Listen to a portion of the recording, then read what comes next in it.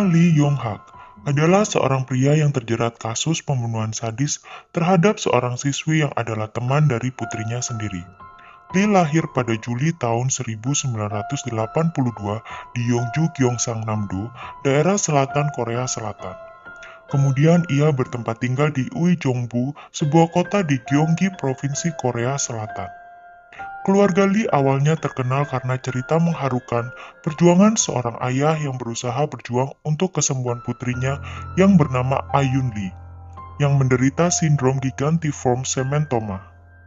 Gigantiform cementoma adalah sejenis tumor gigi yang sangat jarang ditemui. Bahkan sampai tahun 2004, hanya tercatat 10 kasus sejenis di seluruh dunia. Dengan kondisi seperti ini, area seputar gigi akan membengkak dan menyebabkan kesulitan untuk makan, minum, bahkan bernafas.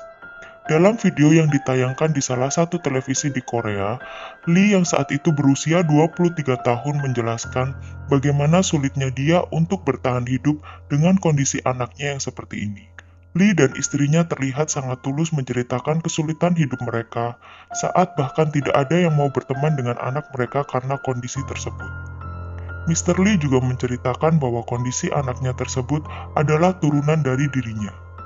Ia mengaku bahwa sebelum berusia 14 tahun, ia mengalami banyak operasi karena tumor yang hampir sama yang dimiliki oleh putrinya. Ia juga bercerita bahwa karena tumor yang dideritanya, ia juga mengalami beberapa kondisi lain seperti epilepsi dan skizofrenia. Wacana dalam siaran televisi tersebut tentunya ingin membantu siapapun yang membutuhkan untuk mendapatkan donasi. Dan tentu saja hal itu membuat keluarga Lee mendapatkan bantuan donasi yang bernilai kurang lebih 1 juta dolar. Tentu saja uang itu sangat membantu kesejahteraan hidup mereka. Keluarga Lee mulai mempunyai bisnis toko ayam, anak Mr. Lee juga mendapatkan bantuan medis dengan layak, dan juga mereka dapat mempunyai sebuah rumah tinggal yang nyaman. Mr. Lee juga sempat menulis buku tentang putrinya yang berjudul A Happy Molar Daddy. Molar adalah kondisi langka yang membuat daerah di sekitar mulut dan gigi menjadi tidak normal. Di dalamnya ia menyebutkan bahwa ia berharap ketika dilahirkan kembali ia akan tetap menjadi ayah untuk Ayun lagi. Setelah beberapa tahun berlalu, pada 5 September 2017, media mendapati kabar bahwa istri Lee yang bernama Cho Mi-san meninggal dunia. Namun ada beberapa hal yang janggal yang terlihat atas kasus meninggalnya istri Mr. Lee. Sebelum meninggal, istri Lee juga menuliskan dalam suratnya bahwa ia selama ini mendapatkan peti seseorang. Namun istri Mr. Lee tidak menyebutkan nama pelakunya. Polisi meragukan apakah ini memang tindakan dari istri Mr. Lee sendiri, mengingat surat yang dia tinggalkan sebelum meninggal diketik menggunakan komputer. Polisi juga menemukan DNA dari ayah Mr. Lee saat melakukan otopsi jenazah istri Mr. Lee. Awalnya ayah Mr. Lee mengaku bahwa dia tidak pernah melakukan itu.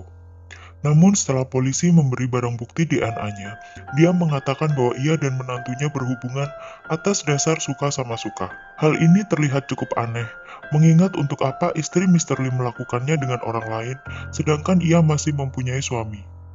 Hal yang juga ganjal adalah, kenapa istri Mr. Lee tidak melapor atas kejadian tersebut. Namun saat didalami masa lalu dari istri Mr. Lee, polisi menemukan beberapa fakta.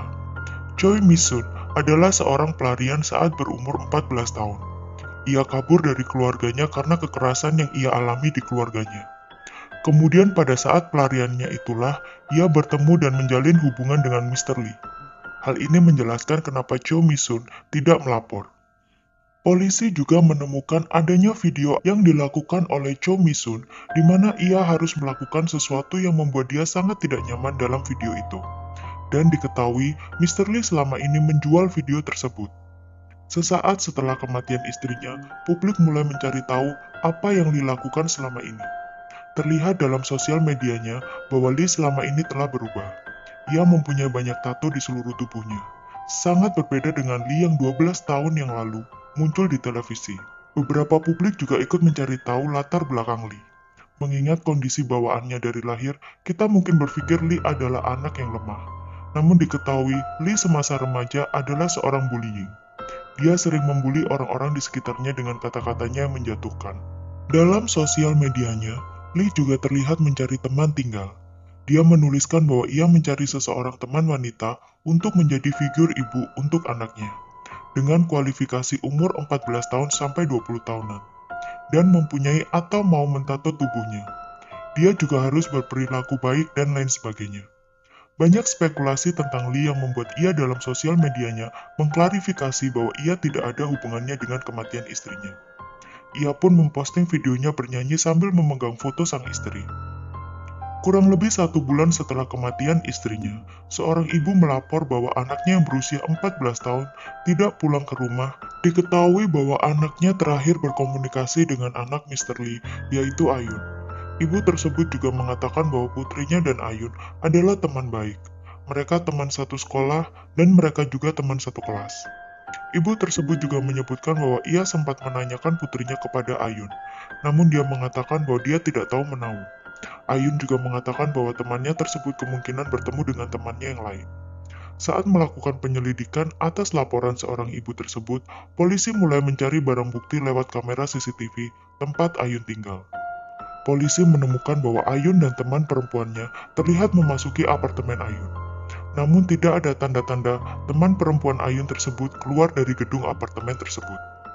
Dalam kamera CCTV tersebut, juga terlihat bahwa Ayun dan ayahnya, Mr. Lee, terlihat memasukkan sesuatu ke mobil mereka, yang terlihat seperti tas yang sangat besar, dan kemudian terlihat mereka pergi dengan mobil berisikan tas tersebut.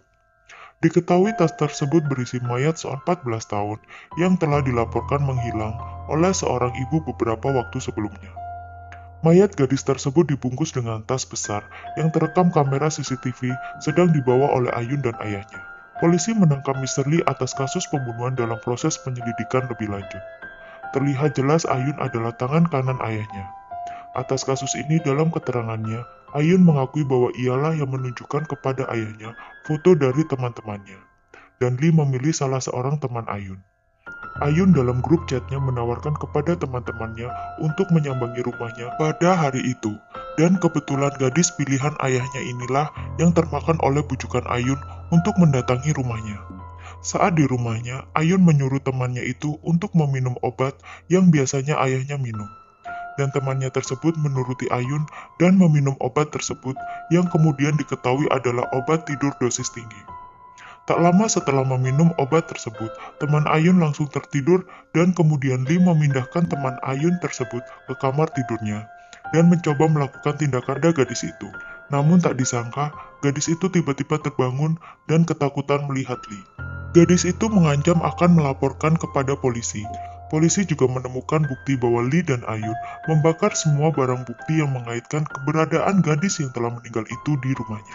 Dalam perjalanannya membuang mayat gadis yang ia bunuh, Lee terlihat mengunggah sebuah video di mana ia sangat merindukan istrinya dan betapa ia sangat sedih sepeninggal istrinya. Kemungkinan hal ini ia lakukan untuk menarik simpati publik dan mengeliminasinya dari daftar tersangka untuk kematian istrinya. Di Korea, terdapat penilaian oleh lembaga terkait yang dimana penilaian tersebut untuk menilai apakah seseorang itu adalah seorang psikopat. Dan menurut lembaga tersebut, Lee termasuk dalam orang dengan karakter psikopat yang cukup tinggi dalam penilaian mereka. Lee akhirnya dijatuhi hukuman seumur hidup, sedangkan Ayun yang masih berusia 14 tahun tidak dijatuhi hukuman penjara. Menurut kabar, Ayun sekarang tinggal dengan kerabatnya. Yang masih menjadi pertanyaan, kenapa Ayun harus tinggal dengan kerabatnya? Ayun harusnya mendapatkan pemeriksaan psikologis lebih lanjut, mengingat peran Ayun yang cukup besar untuk menarik temannya itu. Dan Ayun diketahui masih ada di tempat kejadian ketika ayahnya membunuh temannya. Park Sun-gyu yang merupakan mantan reporter KBS yang sekarang menjadi seorang politisi menyayangkan sikap media yang tidak memeriksa catatan kriminal Lee sebelumnya. Mengapa wartawan yang meliput kisahnya tidak mencari tahu reputasi dan catatan kriminal Lee sebelum menyiarkannya di televisi? Hal itu ada benarnya. Harusnya pihak acara lebih teliti dalam apa yang akan mereka tayangkan. Karena pada dasarnya, tujuan acara tersebut adalah juga untuk membantu mereka yang membutuhkan. Diharapkan bantuan dari masyarakat banyak yang ingin menolong tidak disalahgunakan oleh seseorang seperti Lee. Semua orang sangat tertipu akan penampilan Lee di tayangan televisi tersebut. Ia terlihat seperti sosok orang tua yang sangat mencintai keluarganya. Namun pada faktanya, ia adalah seorang predator. Lee yang terkenal akibat tayangan tersebut diketahui juga membuka donasi lewat website dan juga Twitter dengan mengatasnamakan putrinya. Ia mengatakan bahwa akan melakukan apapun untuk menyelamatkan putrinya yang sedang sakit. Lee kemungkinan menggunakan uang donasi untuk gaya hidupnya. Diketahui Lee mempunyai 2 mobil mewah, Ecus dan BMW, dengan estimasi nilai uang 40 juta won.